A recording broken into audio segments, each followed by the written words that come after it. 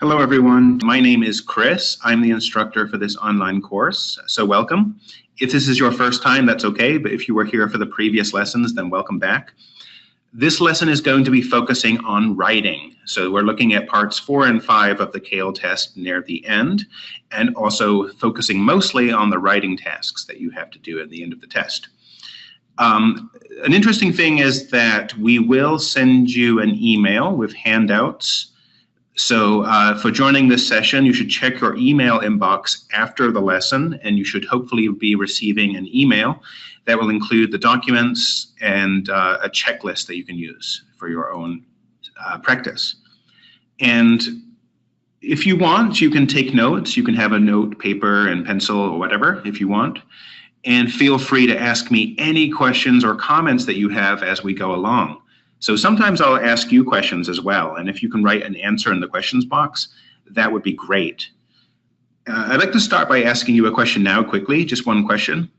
And this question is just saying, have you taken any of our other CAEL CE workshops or webinars? So have you been to any of these lessons before or a different lesson? Oops. Just try that again. Oh, okay, so we have a technical issue. I can't show you that question. Okay, so let me just ask you a different question. Have you registered for the CAEL CE test? Okay, so this just means, have you registered your name for the CAEL CE test? And I know that Daniel has, so I know some people have, but it's perfectly fine if you haven't done that. I'm just curious. Okay, thank you for voting. So you can just click yes or no. And it just means, have you already registered for the test? Okay, so I'll just wait one more second, 78%. Okay, let's stop here. Okay, so I'll just show you the results quickly. It seems 57% said no and 43% said yes. And that's just kind of curiosity to see who has already signed up for the test. So what we're going to do today is mostly focus on the writing, and hopefully we can get you more prepared for the writing segment in the CAEL CE test. Okay, so let's start. Okay, so this is what we're covering today, the CAEL CE online course. We're going to look at parts 4 and 5 as an overview of the test, and we're also going to look at the long reading and the long listening reviews in those sections. And we're also going to look at the writing tasks especially. As you can see, number 4 says the writing tasks overview. We're going to look at long writing and short writing, as well as give you some practice in sample responses. So this gives you a chance to see a test taker who scored a band 80 and what they wrote in this section. And also we'll give you some skills for the writing tasks that can help you to prepare for your test and to do some studying.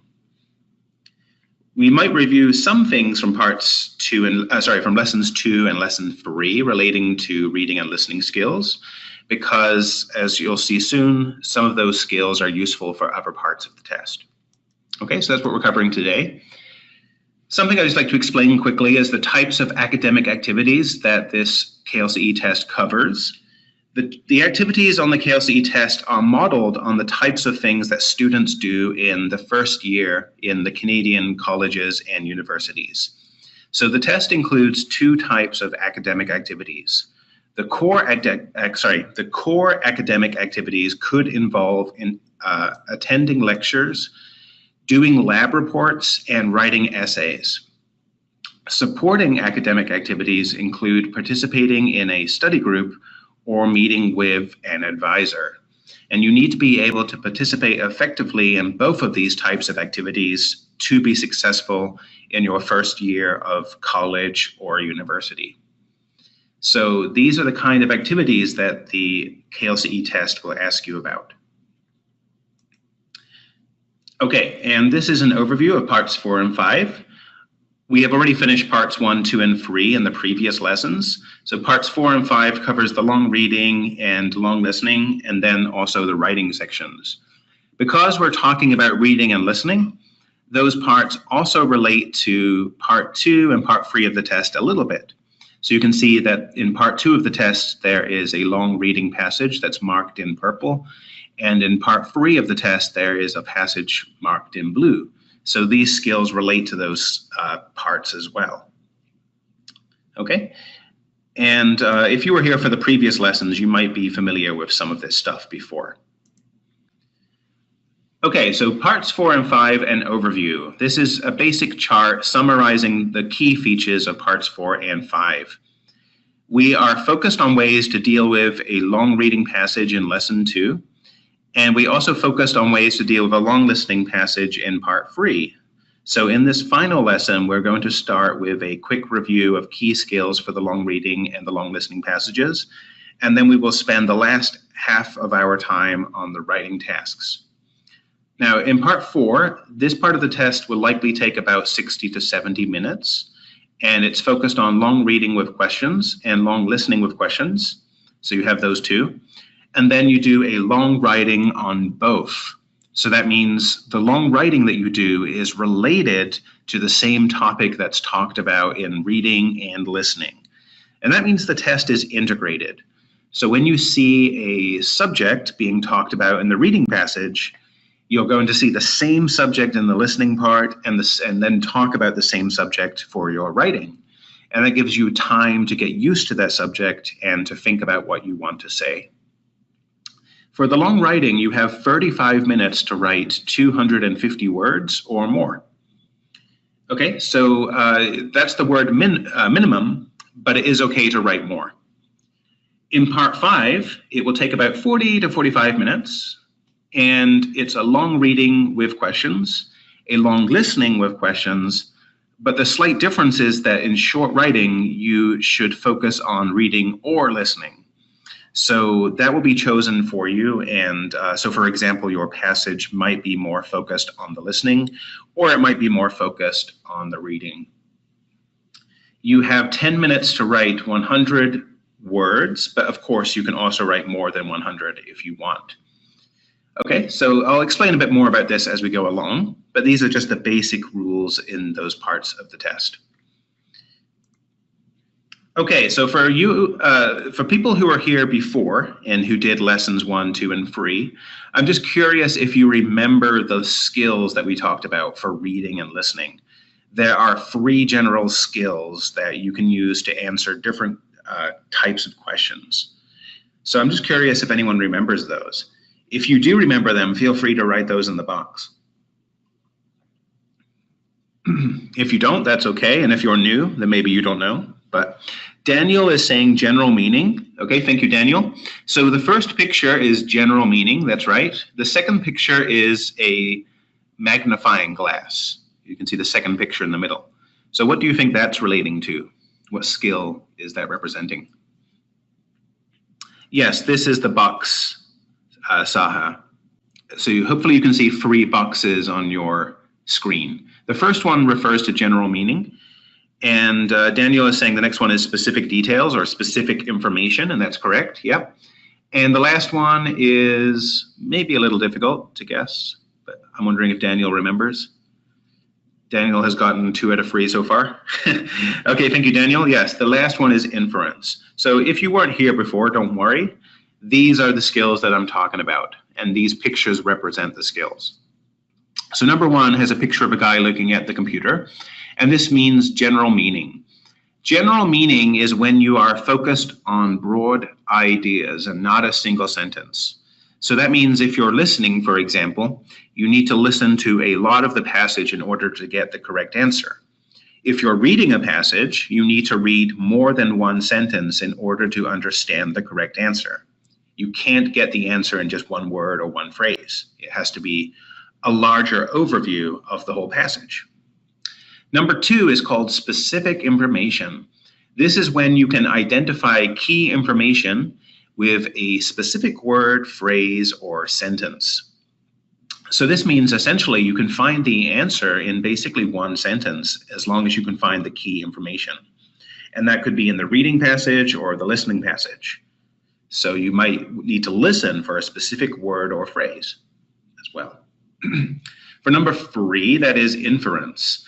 This is when you draw conclusions and make assumptions based on information that was in the passage, but the answer is not exactly inside the passage. You have to kind of think about it and make a connection.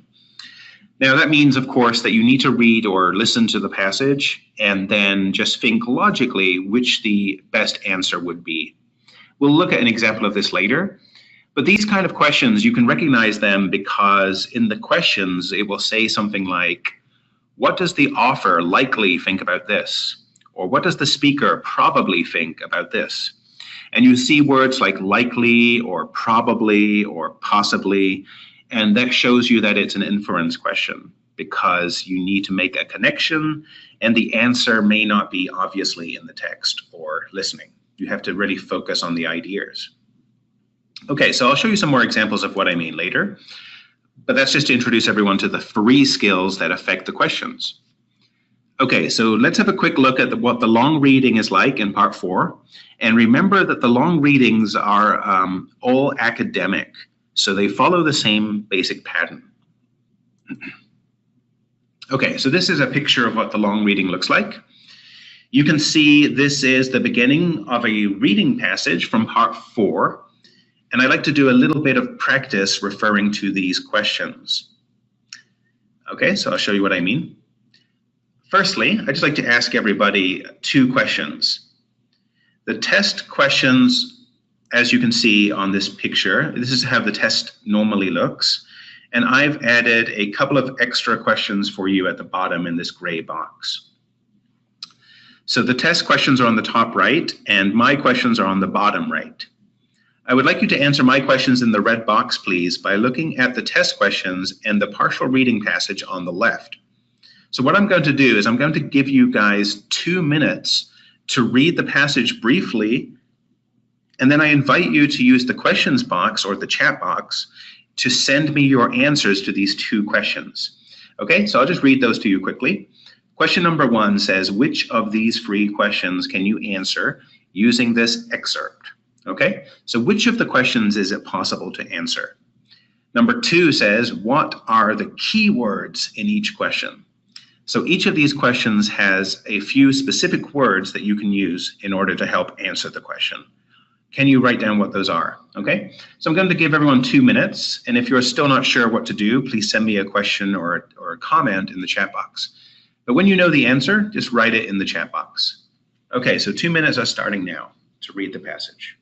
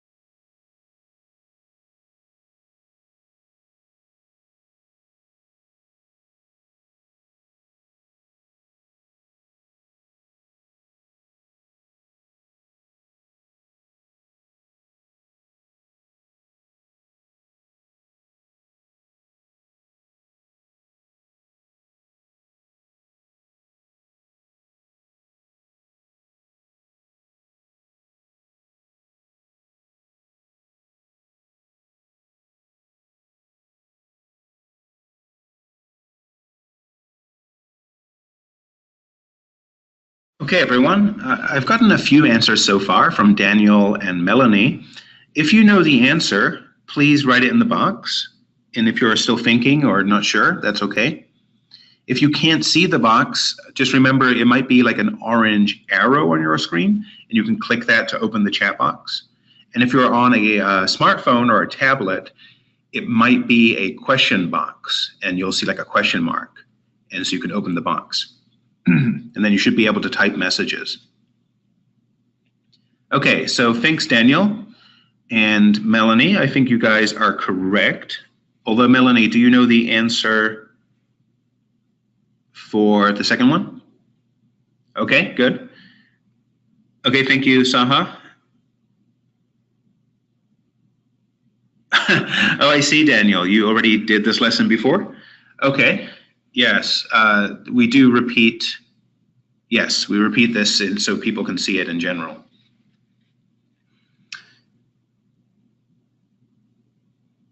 Okay, thank you. Okay, guys, so I'm going to look at your responses a little bit. And so Daniel is saying question 1 and 2, the other, the First Persian Empire. And Saha is saying number 1, personal bases, and the Achaemenid Empire. So we're seeing those kind of things answered in the questions. Okay, so just to focus on the number here, just so you can see, these are the keywords. So I've highlighted the keywords in red. You can see them now in a red box. And just to be clear, in the actual test, you cannot highlight things in a red box. We just did this to show you the examples, okay? So it would never look like this in the test. Okay, yeah, so I'm just reading your responses. Thank you, guys. It looks like people are recognizing the other as a key phrase and Persians. Okay, and the First Persian Empire. So we can answer, let's have a look at question number 1 first. For question number 1, we know that the keywords are Persians and the other. And so here are the answer choices that you can choose, okay? There is a drop-down box, and the drop-down box opens 4 potential answers. So these are the answer options. As you can see from these options, having a broad academic vocabulary is very helpful because, you know, of course, the more words you understand, the better, and you can match synonyms. You might notice there are some academic words such as stance, salient, biased, and atypical. So we're going to read these quickly. So the first option says the opposite stance of the conquerors. Number 2 says salient language differences. Number 3 says biased historical perspectives. And number 4 says atypical cultural practices. So if you know synonyms for those words and you know what these words mean, it can be a lot easier for you to kind of quickly locate that information. Now, if we go back to the paragraph here, the reading passage on the left of the screen, where can we find the answer? Do you think that it's in the first paragraph or the second paragraph? And Shuang, I think, already knows the answer, but just asking first, which paragraph contains the correct information that we need? Is it the first or the second? Okay, so does anyone know? Okay, thank you, Shuang. And yeah, so Shuang is saying the first paragraph.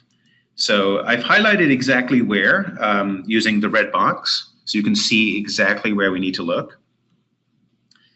Okay, as a side note, it's not surprising that the answer to question 1 comes at the beginning of the reading, because generally the questions are given in the order that the answers can be found. So question 1 will be early in the text. Question 2 will be just after question number 1. Okay, and I noticed that some people know the answer. Please let me know if you think you know the answer. So I'm going to say numbers, like that could be option 1, 2, 3, or 4. What do you guys think? Okay, so I think Nagua knows the answer, and Shuang, and yeah, more people are saying the answer. Good. Okay, so it looks pretty good. It looks like people know the answer. The answer is 3, or C, if you want to call them A, B, C, D. So the answer is the third one.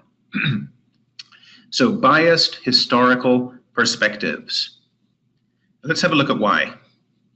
So I've highlighted some more keywords and phrases for you, and this is to help you to find the answer, and of course, many of you already did. The first highlighted phrase here says, less objective account. And this introduces that in the next few sentences, it will be explaining why Persians were viewed as the other. If we can understand that the phrase biased historical perspectives is similar to less objective account, then we can easily see that the third option is the best answer, because biased means not being objective about something and having a strong personal viewpoint that affects your decision or your judgment. So if you know that, if you know the meaning of the word biased, you can probably find the correct answer. And that's why having a good general range of academic words is useful. Okay, so let's click to the next slide. Okay, so this shows us what happens when we have answered the question. So you can see I've clicked the correct answer and it's turned green. By the way, though, turning green does not mean that the answer is correct. It just means that the answer has been answered, that we finished this question. Okay, so we've put the correct answer there for now. And I'd like to go back to the three reading skills. So the three reading skills that we talked about were general meaning, specific information, and inference. Now, I'd like to ask you, what skill did we use to get this answer? Was it general meaning, specific information, or inference? Do you know what one we used? That's a good guess. Some people are guessing specific.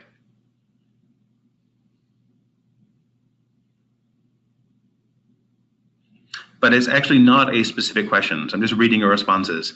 I think Daniel and Nagwa have got the answer. The answer is general meaning. This is a general meaning question.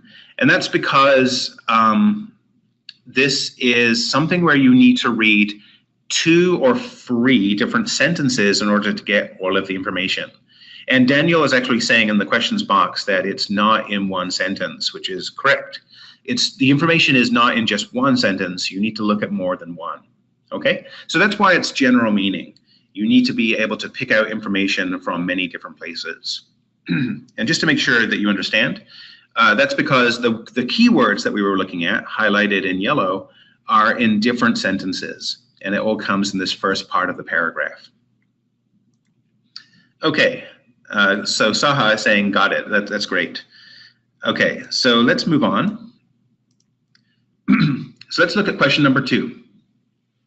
Question number 2, the keywords are Cyrus, First Persian Empire.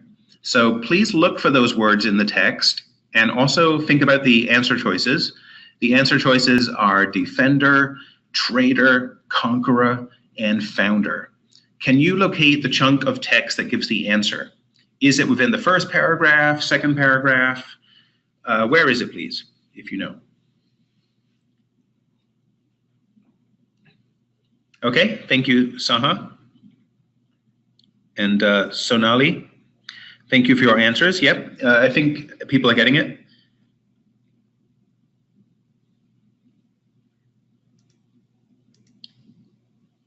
I'm not sure if I understand your question, Shuang. You're asking me personal bias again? It's because it says less objective account. So I'm just showing you the screen again. Okay, yeah. The reason the answer is biased historical perspectives was because it says less objective account. So basically, the way that they are talking about the Persians is their own opinion. It's not necessarily like a fact. It's related to that person's opinion. So because they have a strong biased opinion, it's not objective. It's not a scientific account of the Persian people. Uzma or Azma, you're saying that your phone is breaking up. Yeah, I think you need to leave the chat room and come back. So exit and then come back, okay? Hopefully that will fix your problem. Okay, so let's move back to question 2. Some people have already guessed the answer. And I'd like to sort of just talk about this again, okay? So we were just explaining number 1 again. So let's talk about number 2 now. Where is number 2 in the text? And I'll just read what we've got so far. Okay, all right, so let's show you now on the screen. Yep, so some people got this. Number 2 is in the beginning of the second paragraph. And some people are already guessing the correct answer. So thanks, Daniel. Oh, good. Somebody is saying that the coming back has fixed the technical problem. So thank you for coming back. Yes, the answer is number 4, the founder. So Cyrus is regarded as the founder of the first Persian Empire. Let me just explain why quickly. Okay, so the keywords that provide the answer have been highlighted here. You can see First Persian Empire, founded by Cyrus the Great. So that information pretty clearly tells you that Cyrus was the founder of the First Persian Empire. It uses the exact same word, founder, founded, founder. So what skill did you use to answer this question? Okay, so we've answered the question. What skill did we use? Was it general meaning, specific information, or inference? Okay, yep, some people are getting it and some people might not be sure. This is a specific information question. So well done if you got that. Don't worry if you didn't. But yes, the reason this is a specific information question is because one word or one phrase told us the information, right? So we found the word founded, and that word is actually the same as the word in the answer key. So it's very specific. Just by finding that one word in that one sentence, we were able to answer the whole question. Okay. Okay, so that's why we were able to answer that using specific information. Okay, so I'd like to give you some strategies that you can use when you have long reading questions. And these are just general things that you can use for long reading sections in parts of the test. So the first one says previewing. Now this means that as soon as you start a new reading passage, take a few seconds in order to preview the page and consider things like the format of the reading. For example, are there some headings to the paragraph that can help you to locate the information? So does each different paragraph have a title? Because that information could help you to find things more quickly. Try skimming for a general understanding of the topic and the main ideas. So also look how long the reading is, how much time you have, and also how many questions you need to answer in that time. Okay, so you need to consider those factors very quickly before you start. Then you should be able to get through previewing and skimming some things in about a minute. So in about a minute of time, you can quickly do that. And then you need to look at the first few questions and answer choices and scan the text in order to find keywords that can help you to find the answer. While you're doing all that, you will probably find some words are unfamiliar or perhaps even unknown. And when that happens, try to figure out if you need to understand those new words or not. Are they useful for the question? So if you see those words in the answer options, then it's useful to know those words. But if you think those words aren't really specific to the question, then you can probably ignore them or try to figure out what they mean by understanding the context. So if you do need to understand them, look at the surrounding words and sentences to see if you can guess what they mean. And if you don't need that information, then don't worry about it because it's not going to help you to answer the question. So I hope that makes sense. It just means that if you do encounter new things, don't worry about it too much. Try to piece together the information that you need and focus just on answering the questions. Don't worry about words and phrases that you just don't know and which don't help you with the question. Okay? And hopefully you can understand some of the new stuff by logic, by context. Okay, so we're going to look now at a review of the long listening. I'd also like to just say, if you do have any questions at any time, feel free to write your questions in the chat box and I'll try to read them out loud. So if those questions could be useful for everyone to know, I'd like to share them with you. So feel free to ask any questions that you have. Okay, so let's have a look at the long listening from part 5. Remember that all the long listening passages are academic and they all follow the same pattern. And the long listening passages are too long for us to listen to in this lesson.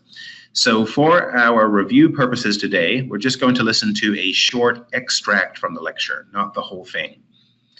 And for learning purposes, we can also look at transcripts of those passages. So I can show you the exact words that were said in the lecture.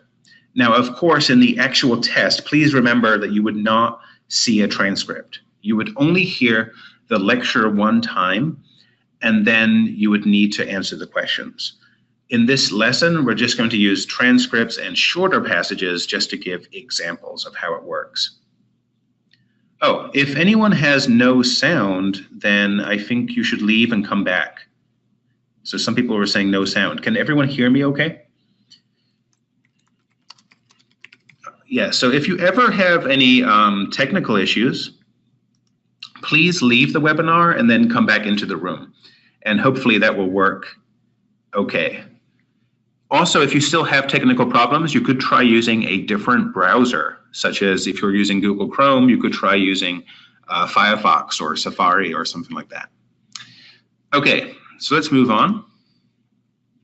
So this is the long listening review practice. These are the last 3 questions from the long listening in part 5.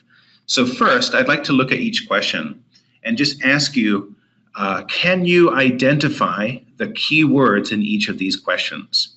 And let's start with number 9, okay? So as number 9 says, an example of terraforming would be, so what is the key word that we need there to understand this question? Yeah, so somebody is saying terraforming, and that's basically correct. Yeah, we need the example of terraforming. So that's just what we're going to look for when we listen to the passage. What about number 10? What's important about question number 10?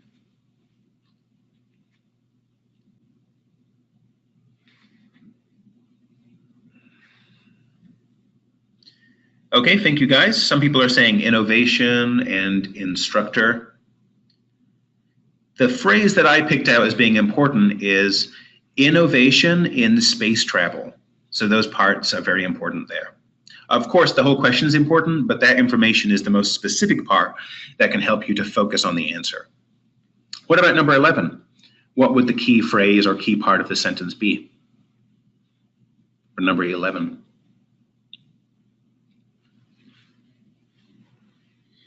Okay, yeah, asteroids, but you don't need to worry about instructor so much, actually. Yes, the instructor says asteroids could be. So we're thinking about what asteroids could be. That's the key information that we need. What is an asteroid? Okay, so I'll highlight these for you now. Okay, those are the keywords that we're focusing on. And what I'd like to do is play you a short extract of the lecture, not the whole lecture, just a short part of it. And then when you listen, you can tell me which questions you can answer based on what you heard. So that means it may not be possible to answer all 3 of these questions. It might only be possible to answer 1 or 2. So please let me know what you think after we finish listening. I'm going to play it now, and I hope that it's loud enough. Unfortunately, this is the loudest that we can do it. So if you can't hear it very well, please turn up the volume for a little moment on your laptop or computer. Okay, so here we go. I'm going to play now. Mars is arguably the best candidate for colonization due to its atmosphere and presence of water. First of all, it would take 6 to 7 months to reach Mars with the best technology we have now, with costs going over $500 billion. The psychological well-being of the people aboard is a big concern, as well as the potential contamination of Mars or Earth with unknown materials. Another point under discussion is further exploration of Mars after landing. People will have to build stations, create sustainable living areas, possibly terraform the planet. For those of you who do not read science fiction, terraforming is a process of changing the environment of a planet to make it suitable for human life. Numerous scientific innovations are being created to make the human journey to Mars possible. Orion is a new capsule designed to facilitate human travel into deep space. As we speak, some astronauts have spent over a year in space and have even started growing their own lettuce. Another important advancement is the Mars Oxygen Experiment, MOXIE. The mechanism is designed to pull in carbon dioxide from the Martian atmosphere and turn it into breathable air. So, what about sending people to Mars? There are plans to organize manned missions to the Red Planet in the 2030s. Oh, I can see a hand. Is that a question, or would you like to volunteer to go to Mars? Okay, so I'd just like to ask you guys, which questions could you actually answer? You can just say the number if you want. Is it possible to answer all of them? Okay, so Nagwa is saying 9 and 10. And so other people are saying that now as well. Okay, fantastic, because yes, the only two that we can answer right now is 9 and 10. Or sorry, are 9 and 10. There is no mention of asteroids in this excerpt, so we cannot answer number 11. Now, you haven't seen the answer choices for number 9 yet, so we'll talk about that in a moment. But for number 10, what do you think is the answer? And some people already know, I think. Some people are making a guess that may not be right. So it's interesting, we're getting a variety of answers now. Okay, so some people are saying C, and some people are saying number 4, which would be D. You can call them numbers or letters, that's okay. So you think abundant in underground oceans, conducting experiments on the atmosphere of Mars, or using new capsules to purify air. And is that correct? Does everyone agree with that? Okay, so some people are saying A and number 1. Number 1 is having a space garden for vegetables. And that is actually the correct answer in this case, number 1. Okay, so having a space garden for vegetables. Somebody is making a sad face, so sorry that you didn't get the answer this time, but I think that's kind of funny that you're just doing a sad face. Mars is... Okay, so this is the transcript. So if you didn't get the answer and you weren't sure, this is the transcript of what we just heard. Okay, so this is what she said. And let me remind you just quickly that in the real test, you cannot look at transcripts. Okay, this would never happen in the real test. This is just for the example today. Okay, so the other thing to remember is that in the real test as well, you would only hear the complete listening passage one time. You can't replay it or look at a transcript. So it is something where you do have to pick up that key information as quickly as you can and as naturally as you can. All right, so now that you can see the transcript, I hope that you can see where the answer was for number 10. She mentions about terraforming, and she also talks about people growing their own lettuce. You can see that in the second paragraph, and that's how we know the answer for number 10 is a space garden. But let's look at question number 9, because we didn't talk about that much yet. Okay, so number 9. Number 9 options are these: opening a restaurant, changing the atmosphere configuration, exploring water sources, and driving vehicles. So I'd just like to ask you guys, what do you think is the correct answer?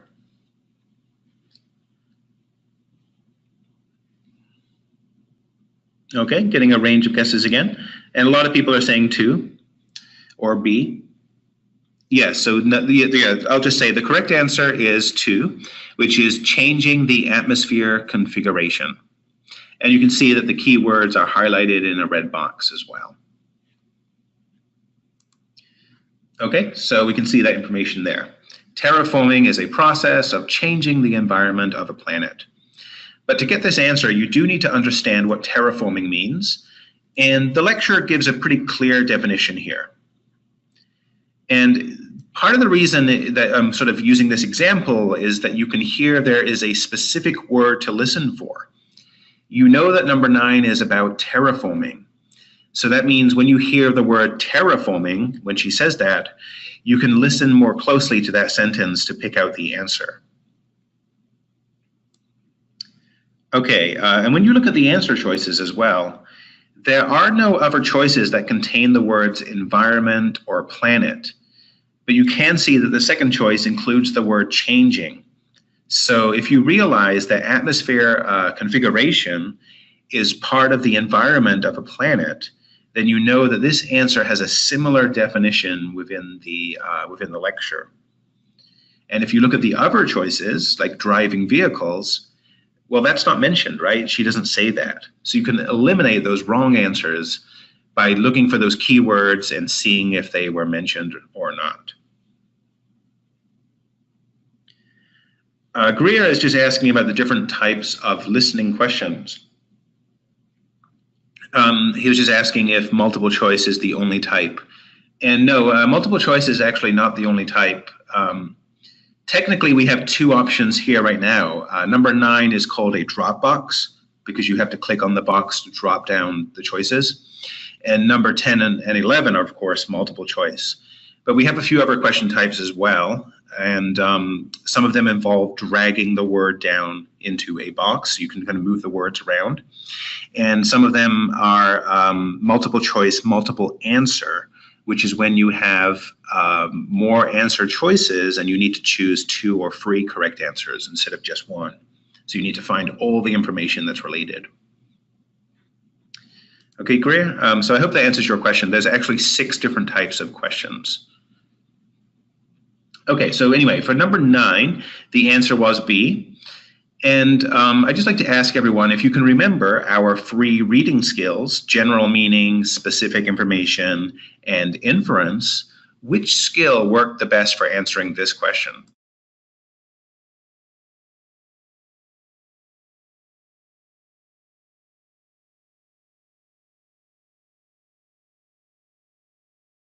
Okay, I'm just reading people's replies. Some people are saying general meaning, and some people are saying specific meaning. So the correct answer is actually specific information, because the information for number 9 is actually found within just 1 sentence. Okay, so a lot of people I think weren't really sure about that one, but some people were, so that's good. But yes, this answer is actually within 1 sentence, okay? You don't need to look at any of the other sentences. As soon as you hear the word terraforming, you can find the answer to the question in that same sentence. So that's why it's specific information. Specific information isn't just always 1 word or 1 phrase. It can be within the same sentence. Okay, so I'd like to look at number 10 again. And for number 10, I think a lot of people already got the correct answer anyway. And then we talked about that the correct answer was having a space garden for vegetables. And I'd just like to talk about how we can find that answer. So the section that we're looking at is here, close up in the red box.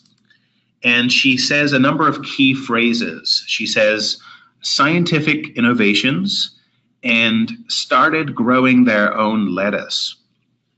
So at the beginning of the second paragraph, the professor introduces the topic of scientific innovations. And then when you hear this phrase, when you hear the word scientific innovations, it's possible to realize that the answer to question number 10 must be coming up, because she's now talking about this subject. She then developed the topic of innovations by giving the example of some astronauts who have been growing lettuce in space, and that's the information that you need in order to choose the correct answer. So of course, which answer relates to growing lettuce in space? Well, it must be the garden one, it must be the vegetables, because the other ones aren't related. They're not using the relevant key information. Okay, so this is what it looks like when you choose the answer. And of course, you don't know if it's wrong or right at that time, but you just choose the answer and it looks like this. Okay, so again, I'd like to ask you, which of the 3 skills did we use to get this answer for number 10?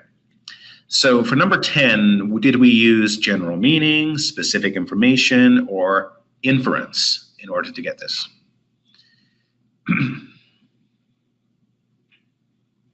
This one might have been a little confusing, I think, just because we mentioned that the word that the word scientific innovations is useful to find the answer. But remember that we found the answer just using one specific phrase. So some people are guessing general meaning, some are guessing inference, some are guessing specific meaning. But the answer is actually specific meaning or specific information, I mean. Okay, specific information. Because we found this phrase using one specific part of the sentence. So basically, when we heard started growing their own lettuce, that's the correct information. That's the only information that we need. Okay, so this means that you can answer the question using just that information. So if you imagine that you only heard that one sentence, you would still be able to guess the answer because it must be related to garden and vegetables because we're talking about lettuce. It couldn't be any of the other answers. Okay, so just because of that, we know it's a specific information. Okay, so I hope that's not too confusing because I notice some people are still guessing general meaning, but specific information does mean that you can get the answer from just one specific part in one specific sentence. You don't have to read the whole paragraph. With general meaning, you probably need to read at least 2 whole sentences, maybe more, okay? So that's the difference. Now, for the long listening passages especially, you need to develop your skills at using your preview time, listening time, and reviewing time effectively. So I'd just like to talk about the things that you could be doing during these phases here. So in the preview phase on the left, where it says preview, it's a good idea to review your questions, which means look at the information that's in the question, identify the keywords in the question, and then quickly also look at the answer choices. If you can also think about which listening skill would be the most helpful. So if you recognize that the question is asking you for specific information, then you can take the keywords from that question and listen for those when they start speaking. If you notice that the question says something like, what does the professor probably think about this? What does he or she likely believe? Words such as likely, probably, possibly, those words would show that it's an inference question. Okay, so if you notice those kind of words, it could be an inference question. Now, for listen and answer, focus on what you do understand, listen for keywords, recognize key ideas and useful information from the lecture, and answer the questions as you hear the information. So that's very important. It means when the passage is playing, when the audio is playing, try to answer the questions as you go so that you don't have to spend extra time answering those questions later. If you recognize what the question's asking right away and you can answer it right away, then that's much better for your time. Then at the end, with the review time, you can spend that short period of time reviewing your answers, checking your answer choices just to make sure that you're happy with them. Make sure that you answer all of the questions before your time is up. And if you still have some leftover questions that you're really not sure about, then you can just guess. Because it's better to at least try answering the question than to leave it empty. Okay? So you don't get any penalties for guessing the wrong answer. So you might as well guess if you really have no idea. Okay? Now at the bottom it says, consider taking notes, but be careful. Now that means that you could take notes during the listening, of course. You have your note paper. But the problem with taking notes with listening is that maybe you will miss key information because you're paying attention to writing notes and then you don't hear what is being said. So some people could benefit from taking notes, but other people, it may not actually be very useful. So it depends on the person. You can use, you can use deriving meaning from context skills if necessary. And that just means if you don't understand something, if there's some word or phrase that you don't know, try to logically think about what it means and guess what it means.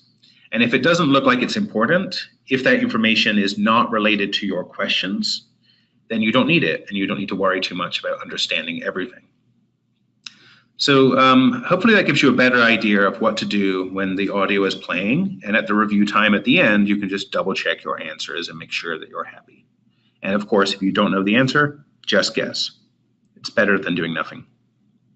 Okay, guys, so if you have any questions about that so far, please send me a message in the box. I just like to make sure that everyone's okay. We're just going to look at the writing tasks now. So we're now getting into the meat of today's lesson for the writing tasks. So parts 4 and parts 5, the long writing and the short writing. Okay, so that's the plan for now. For the writing tasks, there is a long writing and a short writing. The long writing is in part 4, and it's a 250 words minimum. You can write more if you want, but the problem if you write a lot is that you still need to be focused on answering the question. So if you write too much, it might actually be difficult to stay focused. But you can write more if you want. And it takes about 35 minutes. It relates to the reading and the lecture. So that means, you know, you're using both the reading passage that you read and the listening passage that you heard. So you're going to be using both of those to answer the question. The long writing is also very formal. It's like writing an essay. Okay, so it's very academic English. The short writing is 100 words minimum. It's in part 5 of the test. So it's actually the last question that you do, the final question. Again, you can write more if you want, but you only need to write 100 words. This is about 10 minutes. It relates to the reading or the lecture. So that's different, okay? You only focus on one of them. Okay, so I hope that makes sense. You're going to be focusing on either the reading or the lecture, not both. And it's more similar to a summary or a comprehension question. It's not really a full academic essay. So part 4, you can plan things a bit more. You can have, you know, an introduction, example 1, example 2, conclusion. But in the short writing, you don't really need to do that. You can write more of a free paragraph or 2 or 3 paragraphs that are more free form and maybe not quite as organized. Plus, you only have about 10 minutes, so you can't really plan it the same way. Okay, so that's the major difference between the two. In part 4, you can see a breakdown of the time there. And part 5 also, this is just to show you the number of tasks and questions in each part, and also about how long they take to finish. So as we said before, part 4 takes about 60 to 70 minutes, and part 5 takes 40 to 45 minutes. And the other key difference, of course, is that part 4, you have to do a long writing response on both of the topics, both of the reading passage and the listening passage. And then in part 5, you do a short writing on the reading or the listening passage, not both. Another important thing to remember is that since the CAEL test is integrated, you will see the same topic in part 4 and then part 5. So basically, the long reading, the long listening, the long writing, it's all on the same topic in part 4. And then part 5, again, they are all on the same topic within part 5. And that means that you need to use these sources to use them in an appropriate way. Oh, Daniel, welcome back. Don't accidentally press enter on the keyboard. I'm not sure if I understand that reference, actually, Daniel.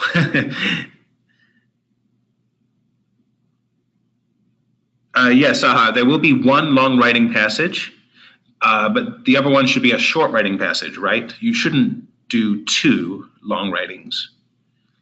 The other one will be a shorter passage that's just 10 minutes long. So I'm just reading your comments as well. Oh, Daniel had a computer glitch. Oh, sorry to hear that, Daniel. Welcome back, though. Okay, so this is the long writing instructions page for part 4. The instructions page for each writing task looks the same, but the wording is slightly different for each one.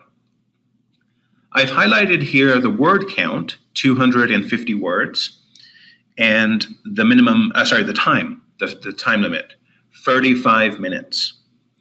So remember, you can write as much as you want. You can write more than 250 words. And consider that if you have already addressed the question well and you still have extra time to write more, you don't have to write more. What you could do instead is you could look back at your work and edit the work to make it better. So if you have extra time left over in part 4, it might be better to edit your work and check for mistakes than to write more. Okay? So as long as you've hit 250 words, you're okay. And the instructions page is very useful because it gives you a moment to think about what you're going to do. And then when you're ready, you can click next and the countdown timer will begin. So you click that blue next button that you can see there in the top right. Okay, so it gives you a moment just to think and pause, and then you can click next, and that's when the timer will start. So let's move on and let's look at the question. This is an example of the long writing question. Each writing task has these same 3 tabs that you can see here in the red box. Okay, so we've underlined those in a red box for you. The question tab provides the instructions for the question, which you can see now. And notice that the countdown timer is on the top right. So in the top right, you can see time remaining 34 minutes. I've also included 2 red arrows to highlight some important instructions. Use the source information, but do not copy directly. And I just want to highlight this because this is very important. This means that you need to look at the reading passage and the lecture notes and use some of this information to answer the question. So you talk about what the reading said and you talk about what the professor or lecturer said. But you really must not copy their words directly, and that's very important. What you should do is paraphrase their words. And in case you don't know, that means changing the words that the professor or writer said and putting them into your own words. Okay, so please don't copy those words directly. If you copy them directly, it's possible to lose points because the raters want to know that you can word these things in your own way and use your own English to explain them. Okay, so please don't copy directly. The other one says you will be evaluated on the content and structure of your response, the accuracy of your language, and your use of the source material. We'll come back to that in a bit more information soon. I'm just reading Daniel's response. Daniel is saying if you accidentally hit enter, the test might jump to the next page. Okay, so yeah, I guess if that happened to you, Daniel, then I guess that's a good point I can just share with everybody quickly. Be careful not to hit enter on these pages as well, because I guess that's the same as clicking the next button. Personally, I always use the mouse. I move the mouse around. So I would never hit the keyboard by accident. Greer is just asking about the paper edition of the exam, or well, we call it a test, Greer, but yeah, the paper version of the test is, it's different. Obviously, for one thing, this is entirely computer-based, so the format of the questions is a little bit different, and the structure of the test is different. So yeah, it is different, and we do have materials that relate to the paper version. But the general use of academic English is very similar. So the information that you're looking at here, is still useful in terms of answering the questions. Okay.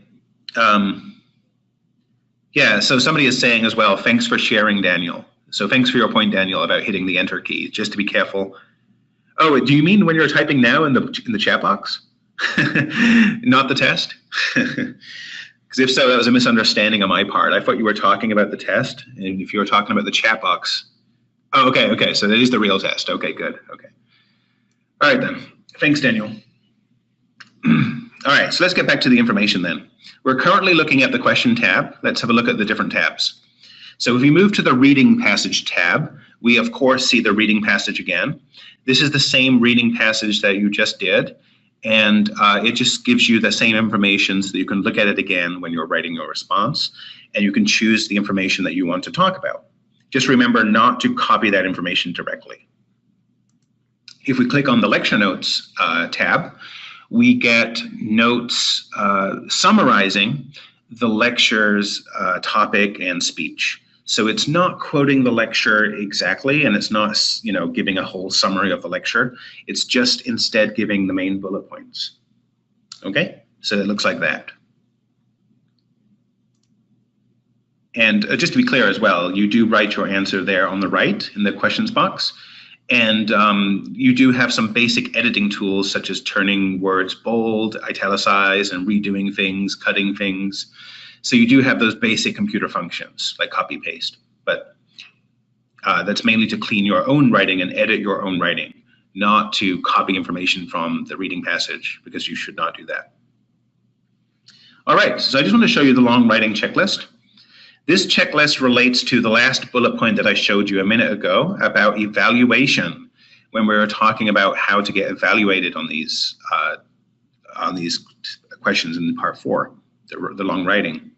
So this checklist is one of the documents that we give out in the email that you will get later today. And it's also important to understand how your writing response gets scored by the raters. This checklist includes the 3 main points given on the questions tab, which are on the top. You can see that's what it says in the instructions at the top.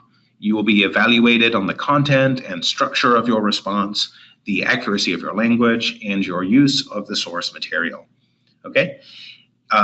So your use of the source material is covered in parts 7, 8, 9, and 10 of this content section here. You can see the numbers 7, 8, 9, 10. It's basically relating to using the source material, developing ideas, but not copying them, changing them to your own words. So I'm not going to read the whole checklist right now, but I just want to remind everyone that you need to remain on topic. You need to develop your own ideas with specific details, clearly state your viewpoint so that people can clearly understand what you're saying and writing. Answer the question in full, so make sure you fully answered the question's instructions. Develop your response, which means giving logical reasons in order to support what you're saying, and avoid repeating ideas. So don't keep saying the same thing, instead move on to different points. So like I said, points 7, 8, 9, 10 are related to using the source material in your own words. And on the right side, in organization, it covers using transitions, writing an introduction, and organizing your response using paragraphs. And this is a simple way to make your answer easier to read and more acceptable, because it makes it easier for the rater to easily understand what you're saying. So make sure you use paragraphs. Try to have a strong introduction sentence that fully states what you're going to talk about. Okay, and finally, in the language use part, where it says language use 1, 2, 3, 4, 5, that talks about using spelling, using the correct words, using strong grammar, sentence types, which means using a range of shorter and longer sentences, having a range of vocabulary, and tone. And we'll come back to this checklist in a while. But this checklist, again, is going to be included in your email. So don't worry if you don't fully understand everything here. You can check it again when you want in your email, and hopefully you can use this to help you practice if you take the test. Okay, so for long writing, building your response, let's have a look at an actual writing task that was used for part 4. I've copied this question into the blue box on the left side of the screen, and I'd just like to read it for you now. So I'm just going to read where it says in the blue box. It says, should scientists go back and reanalyze established conclusions and facts? Should we spend time on new questions and new research instead? Explain your position, build an argument, and provide support. Now, I've put 2 questions for you on the right in the pink box. And I'd like to ask you these questions now. And so if you know the answer, please write in the chat box. So question 1 says, how many parts are there in this question? How many parts? So if you know the answer, please write it in the chat box, and we'll just talk about this one first.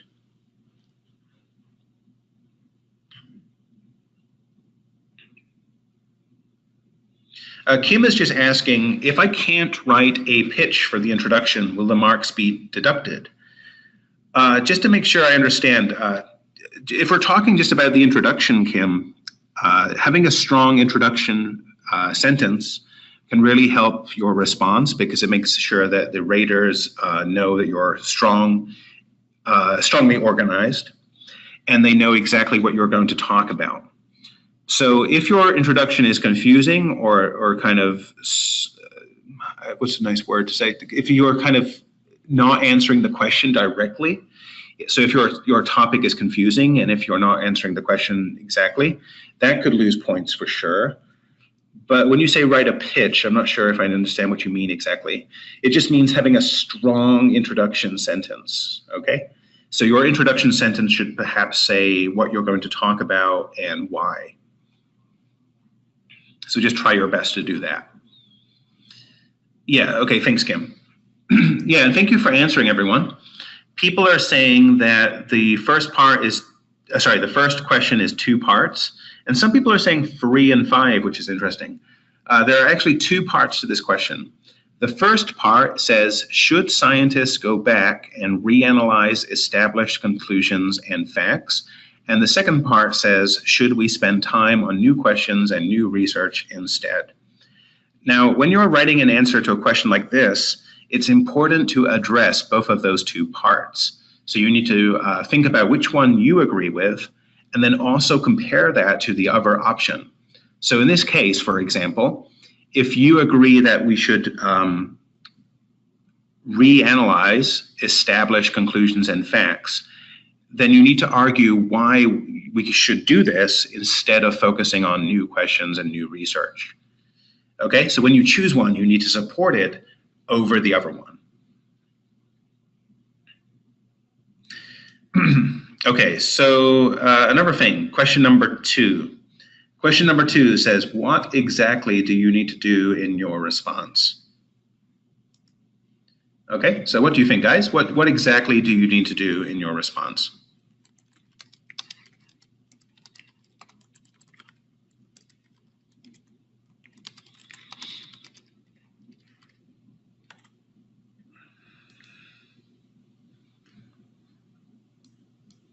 Any ideas, guys?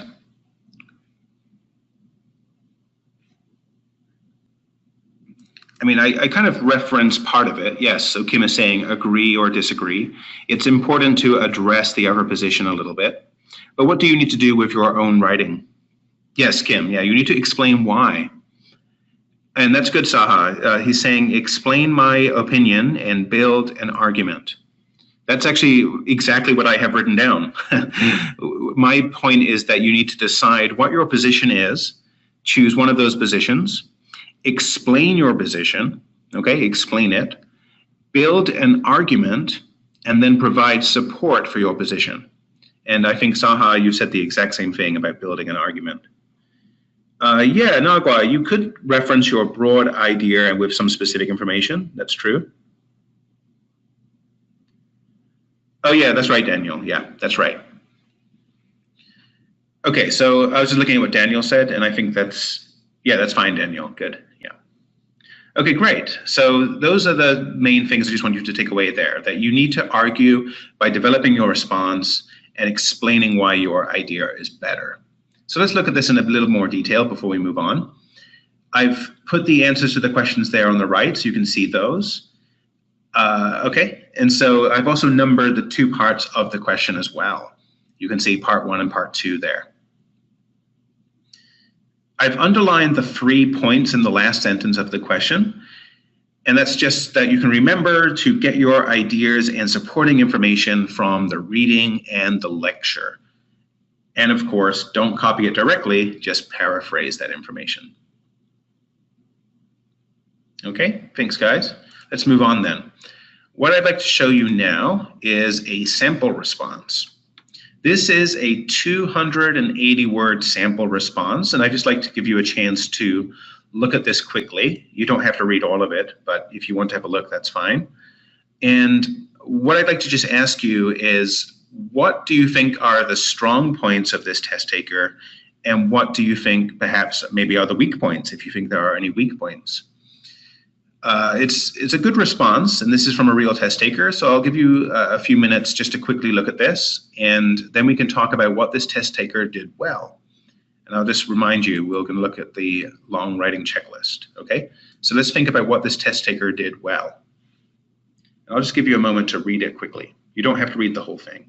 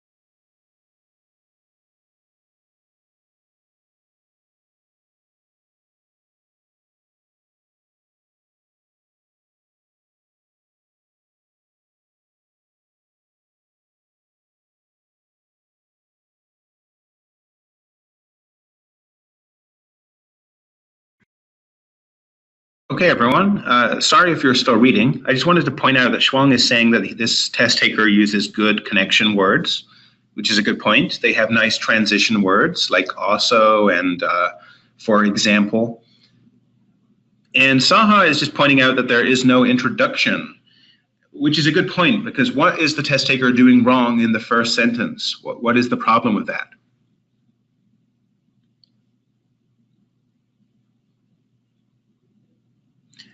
What is the problem with his first sentence, actually? Kim is saying uses a lot of detailed information from the readings and listening.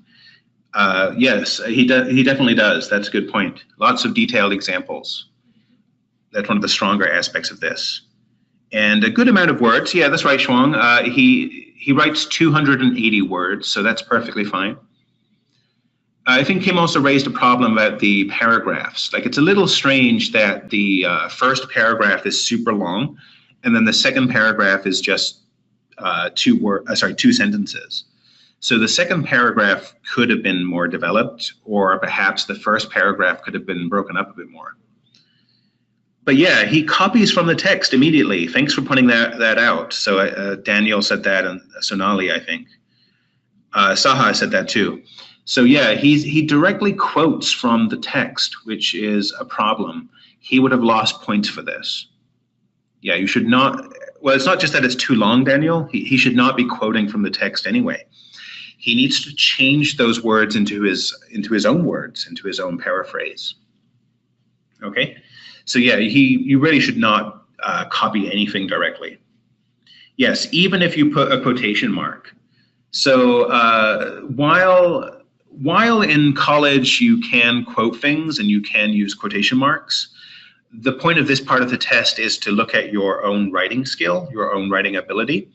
So if the test taker was just copying large parts of the quotations, then we are not really reading what the test taker can do. So basically there is no quotation.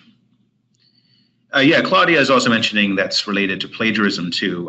This is not plagiarism though, if you quote somebody, but yeah, of course you don't want to copy other people's work. Yeah. And Kim is just saying that it's different from the paper-based test. And yes, that's true, Kim, yeah. The paper and computer editions are different. So yes, I would not recommend using all of the same information if you're doing the paper version of the test. It's a little bit different because of the nature of the test.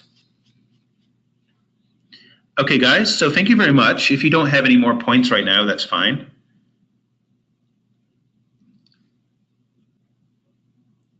Okay, let me just show you the long writing checklist again quickly.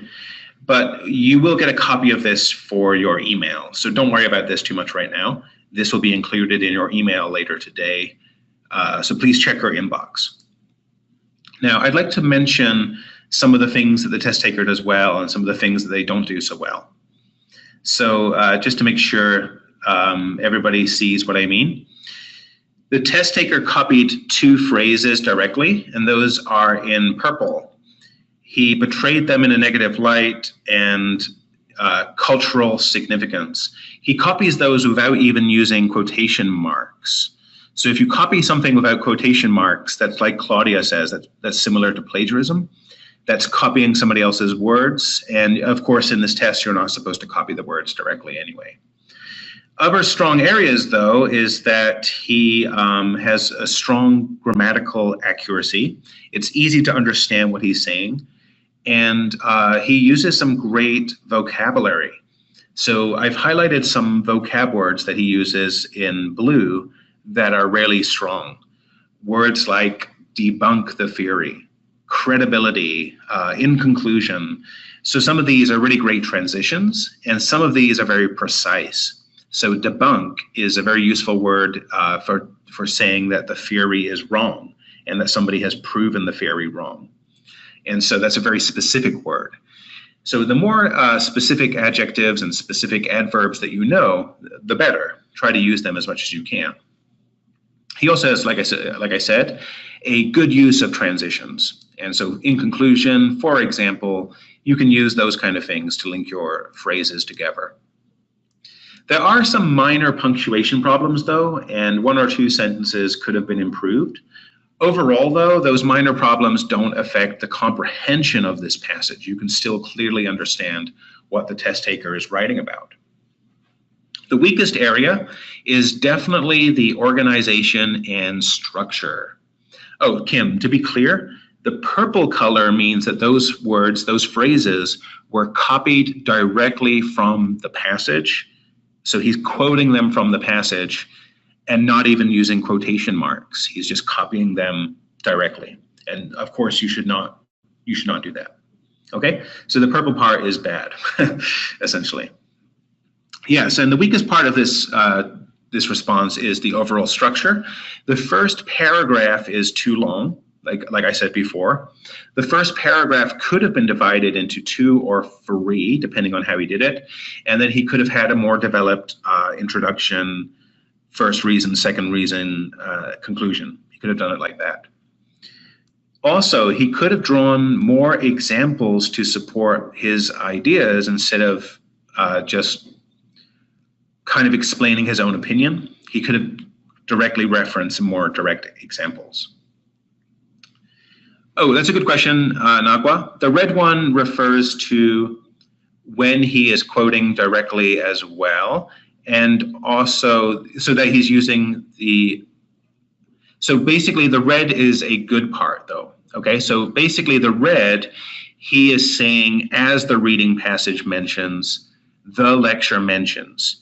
So just to be clear, you can say phrases like the lecture mentions and as this writer said in order to reference their points, okay? You just need to use their points in a paraphrased way. But the red color is the parts where he did that right, when he did that well, okay? So you can mention the reading passage directly in this way. So I hope that makes sense. The red part is actually good. Okay, so one other thing is that this test taker scored band 80 on their writing test. The band 80 is a combination of both writing tasks. So I'll show you this test taker's short writing response later.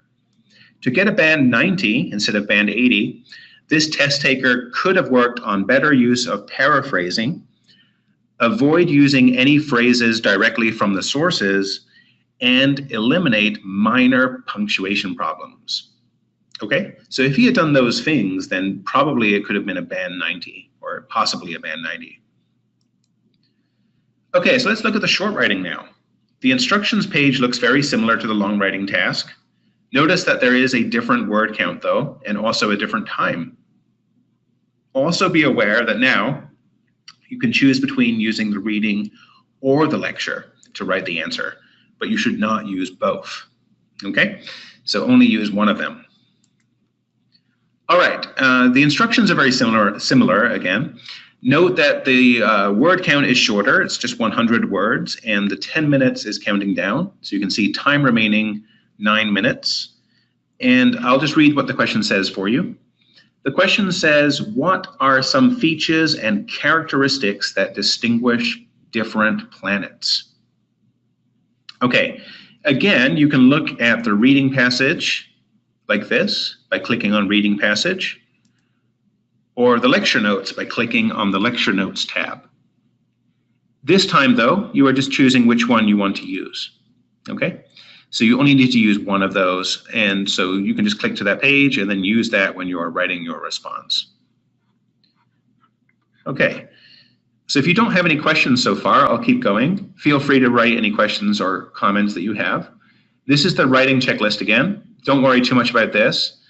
The writing task is a little shorter though, because this is the short writing, so the checklist is a little bit shorter. Things relating to the structure of the response or referencing both the reading and the lecture have been removed because that's not relevant for task 5, in part 5 of the test. Okay, so that was only for the long writing, I mean. Nagwar is asking which is better, to use the notes or the lecture. It doesn't mean one is better or worse, it's just your choice. So Kim is saying, do I have a choice? And yeah, the answer is yes. I mean, you can use the reading passage or the listening notes. But it doesn't matter which one you use. It's not that one is better or worse. Okay? Whatever is more useful for you. Okay? So if you have a preference, that's fine, but don't worry about that. Okay, so here is a sample response. And this time we've put the question underneath. You can see the question there. What are some features and characteristics that distinguish different planets? And this response was created for teaching purposes. So this one is actually not a real test taker like the other one. So we just have to look at this one, and what I'd like to do is look at what could be made better. So firstly, I'd like to ask what you notice is working about this response and what could be improved. Okay, so please have a think about this, read the passage just quickly, and think about what is good about it and what is bad. And then we'll just talk about that for a moment. So I'll just give you a moment to read it first.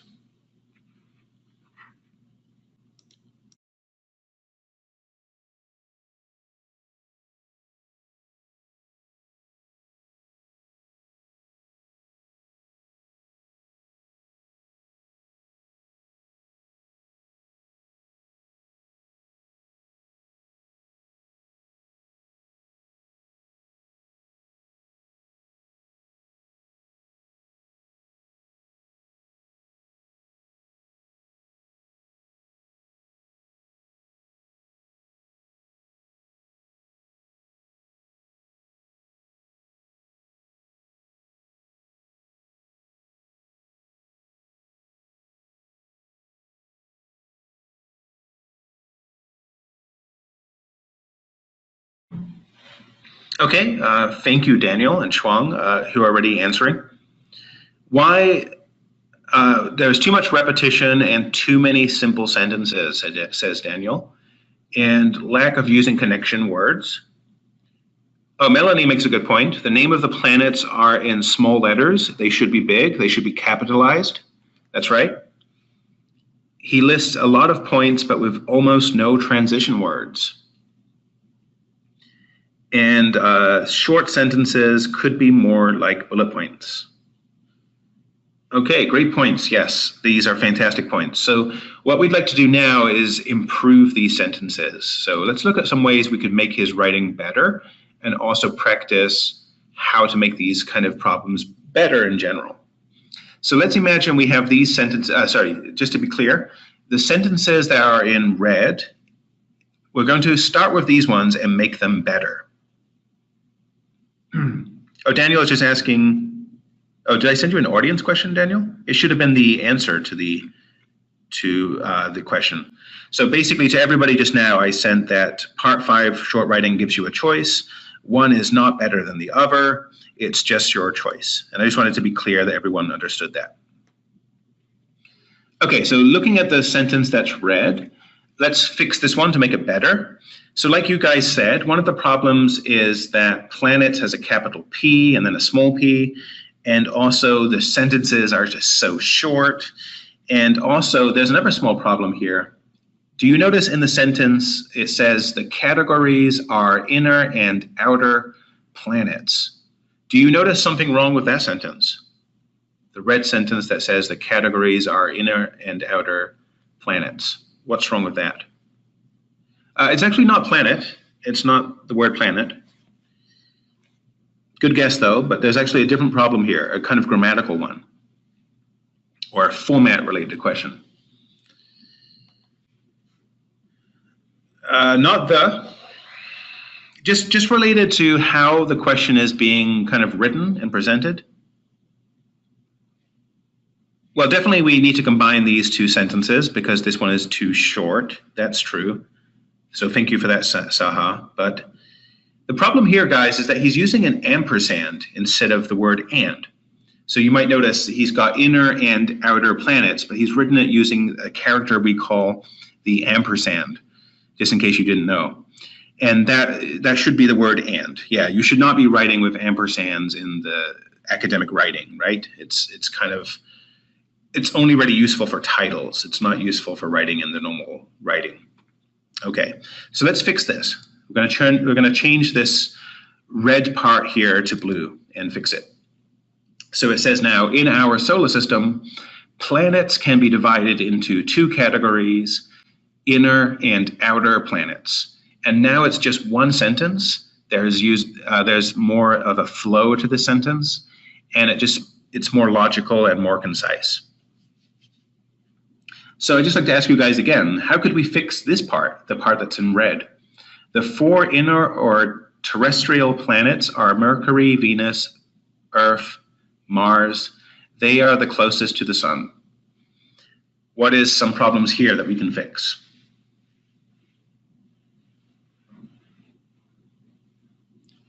Sorry, I mean, what are some problems here that we can fix?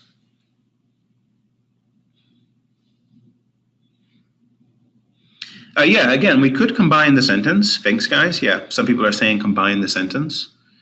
So again, we don't need two sentences here. We can just have one. Yes, we need to add commas. Thanks, Melanie. Melanie is saying put a comma after planets and a big letter. So which one? Okay, yeah, so some people are saying this now. Capitalize words like Venus and Mars. That's right. So some of these do not have capital letters. So let's fix that. Here you can see the fixed version. This of course is just one way that you can write the sentence. You don't have to copy the exact same way, but this is an example of how you can make this one sentence and have a more logical, natural flow. So let's try again with these red sentences again. They are made of mostly rock and metal. They have only a few satellites. They are small and solid. Yes, Daniel, you could also use the space character, yeah, or quotations. So thanks everyone for your corrections there. Whatever corrections would we need here? Again, of course, we can combine these three sentences into one or two, right? We don't need to have so many different sentences. It's too short. Is there any problem with the word they? They are made up mostly of rock and metal. They. What problem is there with that? What could we change that to?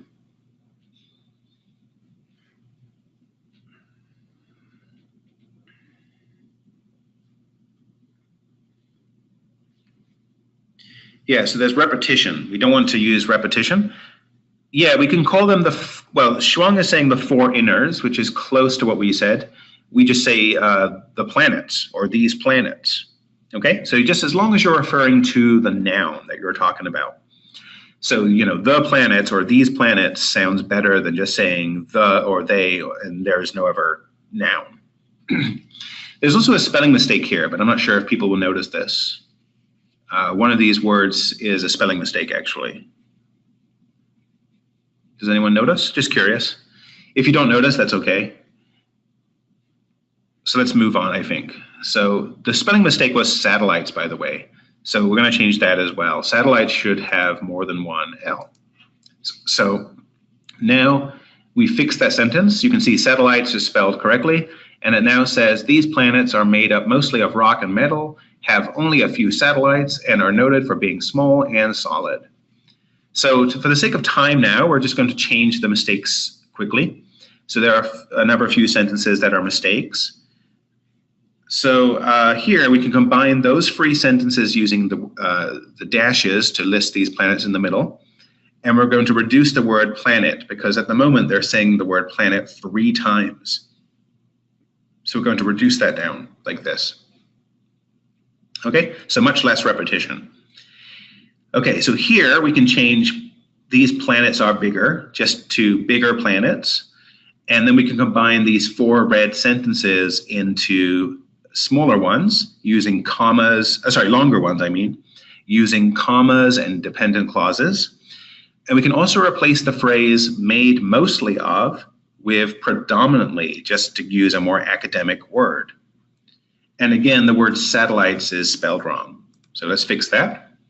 And now you can see it says these bigger planets, which are made predominantly of hydrogen and helium gas, spin at a faster rate and may feature rings and numerous satellites. So the reason we're using the word predominantly is just to show that it is good, if you can, to use specific adjectives and words when you know them. Because of course it is an academic test. And if you can prove that you have this strong grasp of academic writing, that's still a great thing to have. And now that we've corrected these mistakes, we have a much stronger response. And this one has 118 words. So even though it looks pretty short, that's 118 words. And this would probably be a band 80 or 90 response, because now every sentence is basically very grammatical and very academic. Now, this is in your handouts, so you can review this at home later after you check your emails. Okay, and this is the sample response 2 for the short writing. So it's the same person, and this is their short writing response for task part 5 of the test. Now, this is 115 words long, and I just want to tell you quickly, well, I'll let you read it first quickly. I'll give you a few seconds just to read it, and then we'll just talk about the weak points quickly.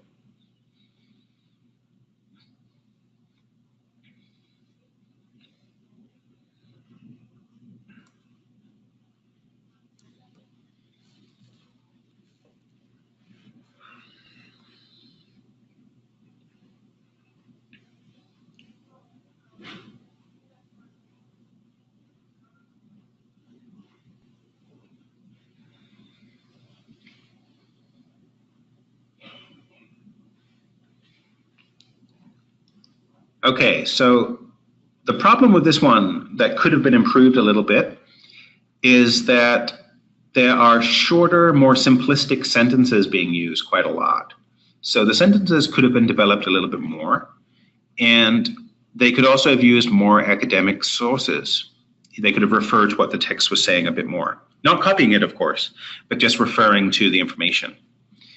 The strong areas of this response, though, is the content, because the responses that they are giving, the reasons are strong, and they have a good vocabulary. So he says, let's see, what's a good example? Major ones is composition, that's strong vocabulary. Smaller planets are also denser, which allows humans to send probes, so denser is a good word to use. And these are very academic words that match the situation. Yeah, the first sentence is pretty long, Shuang, but that's okay. It's okay to use a long sentence for your introduction as long as it makes sense and it's grammatical and it's clear in its meaning. Okay, so that's just an example of the same test taker. Let's move on to the end of today's lesson so I can summarize some of these key points for you. Now that we've seen those 2 sample responses, I'd just like to remind you of some key skills that you can use in the CAEL CE test. To start with, clearly make sure that you avoid spelling, grammar, and punctuation mistakes as much as you can. So try to get used to writing academic English where you're writing with full grammatical sentences and checking your work. Just double check your work to make sure that you don't make any spelling mistakes or obvious mistakes. Try to work at using appropriate transitions when you introduce new topics. So words like however and although and moreover, you can use those words to kind of link your concepts together and move on to the next point. Also, select key terms from the reading or lecture or phrases that you can use in your response. You can use phrases and sentences to expand on your point as long as you're not copying them directly. It's important to rephrase them. But if you want to emphasize your own idea by coming back to it, you can also state it in a different way. So if you're just emphasizing your point, you can mention a similar point in a slightly different way to emphasize that point to the reader. Okay, and you've also seen that sometimes you have to be careful about short sentences and longer sentences. Try to use a mix. Okay, it is okay to use some short sentences, but it just shouldn't be all the time. It should be spaced out naturally. Okay, so those are just some general pointers to help with. This is how to utilize your time. So in the pre-writing time, before you start writing, it's good to brainstorm your ideas and make some notes if you can. So for the long writing especially, it's good to use a few minutes at the beginning to plan your essay, and then also save a few minutes at the end in order to review your work. And that way you can check to make sure that you're happy and haven't made any mistakes. So for the long writing especially, it's good to create an outline of your writing before you start if you can, if you have time. When you're writing, it's very good to start with a strong introduction statement. Your introduction statement should say clearly your main idea and your thoughts or opinion on that. Stay on topic and watch your word count. So do make sure that you write enough words. Okay, that's very important. Make sure you do write at least 250 for long writing or 100 for short writing. Include supporting information from the sources, and then try to develop that idea by using them as examples. Just don't copy them directly, as we said. And at the end, of course, it's good to have a strong closing statement as well, if you can, that just summarizes your main idea and your main objective. And it can be similar to your introduction in some ways. At the end, try to leave a minute or two or longer to check your work and make sure that you're happy with your grammar, spelling, punctuation, sentence structure, format and paragraphing, and try to make sure that you have paraphrased some information from the resources, the passages, without quoting them directly.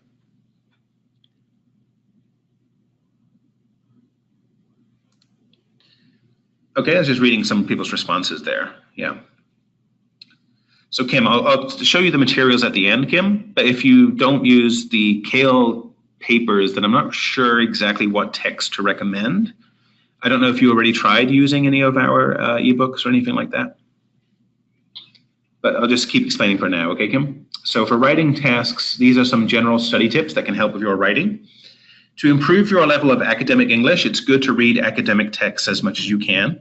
So of course, if you're studying for biology like Daniel, it's good to read biology texts and to sort of read those in English as much as you can, and try to do so. You can try to do something that's related to your personal major, your personal subject that you're studying, and that way you'll get useful vocabulary words, vocab.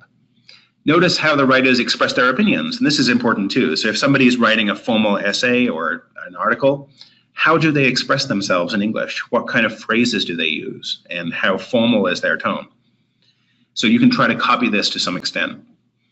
Develop your sentence structure by learning to use compound, complex, and compound complex sentences as much as you can, so you have a variety of sentence types. Practice writing the minimum word requirement, and so this is just a key thing that you can do. Basically, you can practice writing these long writings and short writings at home. Give yourself 35 minutes and then practice writing an example essay to a question and see how it goes, see how you do. And then you can practice those to improve over time. That's funny, Daniel. Daniel is just saying that sometimes he falls asleep reading his biology textbooks. Okay, so hopefully those tips can help in general. And just some last minute things to help you prepare for your test. These are study materials and special offers that you can get from CAEL CE.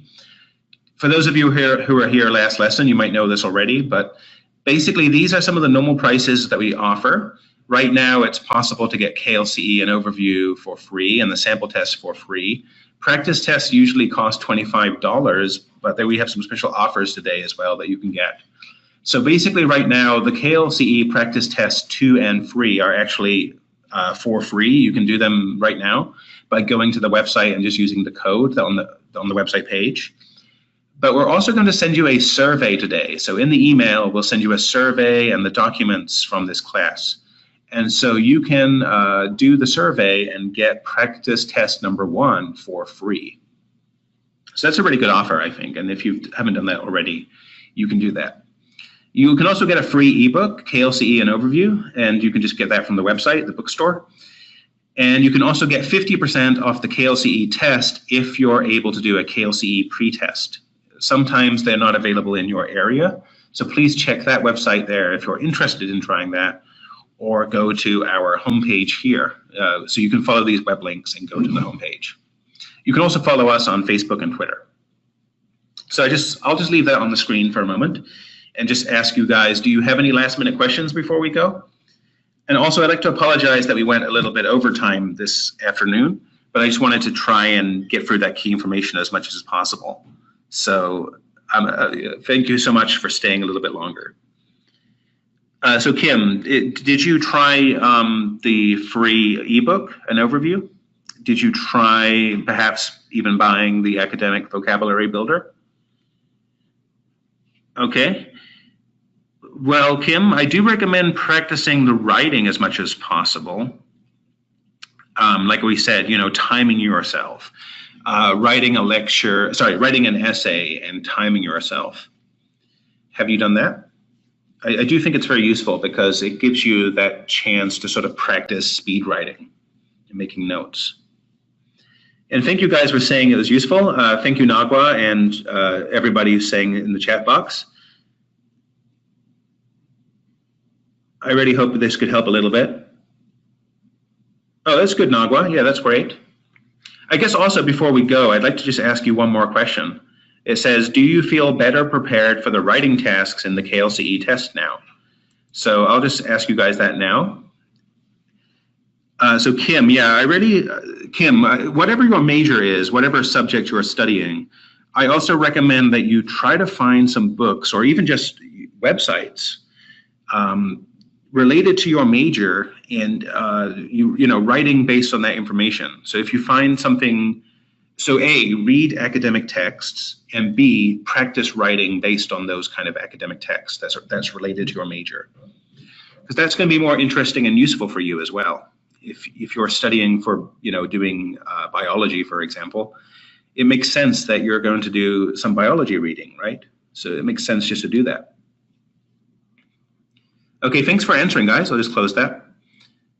So just share the answers. But Kim, I just mean writing in general, your academic writing. So whatever your major is, I would imagine that would be very useful to practice writing some essays based on what your major's subject is or whatever you're interested in doing, if it's not your major. Oh, you're taking CELPIP, Shuang. In that case, that's actually a different test, and we have different webinars about CELPIP. So if you want, you can join CELPIP ones instead. They might be more useful for you. So please check the website, and you can do a CELPIP specific one. Actually, soon we're doing CELPIP Speaking Pro, which is all about speaking in CELPIP. All right, guys, then I better say goodbye. Thank you very much for staying later with me and just listening to the questions and answers. Have a great day, and if you're taking the test, then I wish you all the best of luck for your test. And if you're mistaken and you're taking the CELPIP test, then please come and do the CELPIP webinar instead. That might be more useful. Okay, so good luck, everybody. Have a great day.